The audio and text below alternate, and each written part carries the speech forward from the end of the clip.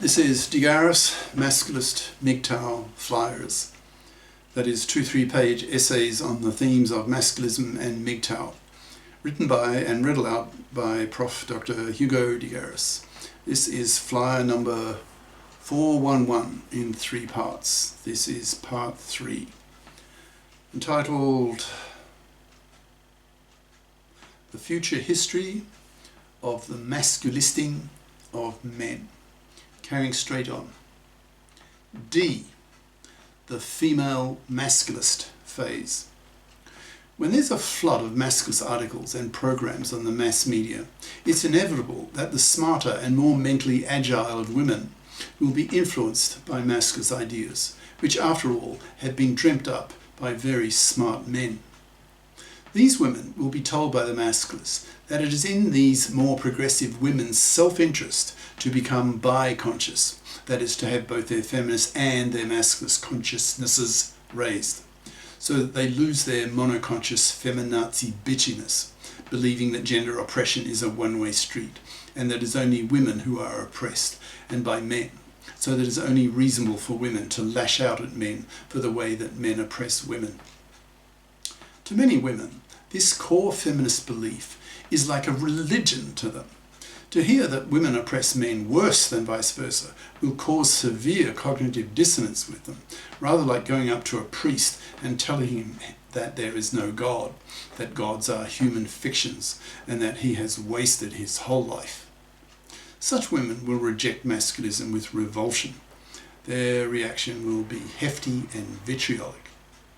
This in turn will only cause the more militant of masculists to attack them all the more vociferously and use such women as anti-models to young women, pointing out to these young women that if they end up like these dogmatic monoconscious feminazis, then they will pay the same heavy price as these feminazi dogmatists pay, that is, that they are rejected by men and are forced to rot on the shelf, spat at for being profound misandrists. Over time, the number of female masculists will rise, and to such a point that there will be as many female masculist feminists, that is, bi-conscious feminists, as monoconscious feminists, which will cause a real schism within the feminist movement, so that the next phase in the masculist empowerment of men can get off the ground. E. The bi-conscious, monoconscious feminist split phase. Once there are large numbers of bi-conscious feminists, they will challenge the monoconscious orthodoxy of traditional feminism, taking an attitude that monoconscious feminists are less likely to have boyfriends, since monoconscious feminists tend to be rather feminazi bitchy, lashing out at men for being oppressors of women, and rejecting the idea that it is monoconscious feminists who are massacring one father in 4 in the fluffy feminist hypocrite-dominated divorce courts, who fail to fip up, then expect to parasite off the money and labour of a man, who resist the passage of the para with all the sexist hypocrisy that that implies, given that women have the mara, etc. The bi-conscious feminists will increasingly see the monoconscious feminists as bigots, using the masculist term MFB, that's monoconscious feminazi bigot. The bi-conscious feminists will see the monoconscious feminists as fools who remain blind to how women oppress men and hence suffer as a result, not having the common sense to see that a monoconscious feminazi is repulsive to a man. So not surprisingly, monoconscious feminists have much greater difficulty in finding a boyfriend, so are much more likely to not have a boyfriend, so live rather miserable lives, manless, loveless, sexless, babyless, and increasingly rejected by both sexes as outdated, bigoted, and dumb. F. The feminist masculist resolution phase.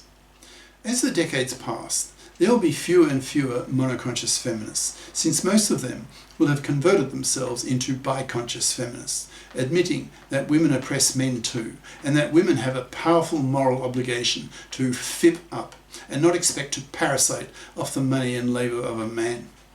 In time, both sexes will have an equal knowledge of both feminism and masculism, so that governments and society will take steps so that sex-based discrimination will no longer exist.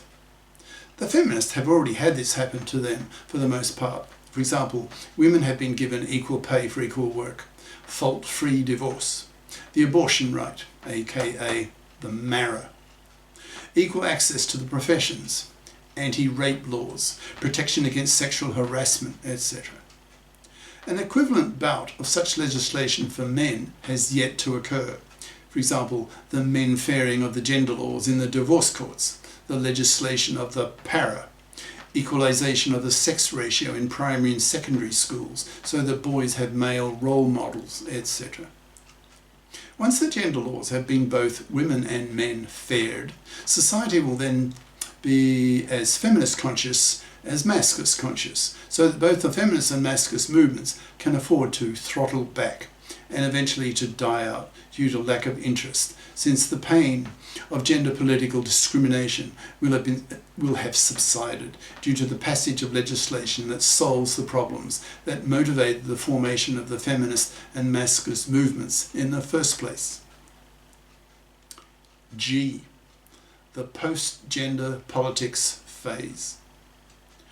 Once all women are FIPs, pulling their own financial weight, living responsible adult lives, not depending on men to parasite on, once the divorce courts have been men-faired, with custody of kids given jointly by default, with alimony thrown out, etc., with the para legislated, with the many laws that discriminate against men removed, etc., then the masculists can forget about masculism, since there will be no further need for such a political movement. Nearly all of the problems addressed by the masculists will have been solved. A similar story holds for the feminists. So when both sets of problems have been solved, we can live in a post-gender politics phase. This final phase is probably some decades away, since fundamental changes in gender roles usually takes that long. At the present time, we masculists are only at the very beginning of the first phase, that is, at the intellectuals crying in the wilderness phase, which is just the first part of the masculist education phase. But there are now dozens of masculist and MGTOW content makers on the internet, so the masculist and MGTOW movements are now well launched, so that we can confidently expect that the following 6 phases will inevitably follow. I hope I will see most of these phases unfold in my remaining lifetime, which I hope to be another 3 decades, but only a small minority of men reach 100. My father did it, and I hope to too. Cheers. Prof. Dr. Hugo de Garis. Email profhugodegaris@yahoo.com. Website profhugodegaris.wordpress.com. Author of the book Masculism, Men's Rebellion Against Being Man-Slaves to Women, an e-textbook of 410 plus masculist flyers for men's studies courses, freely downloadable in Microsoft Word format from my website. Ciao.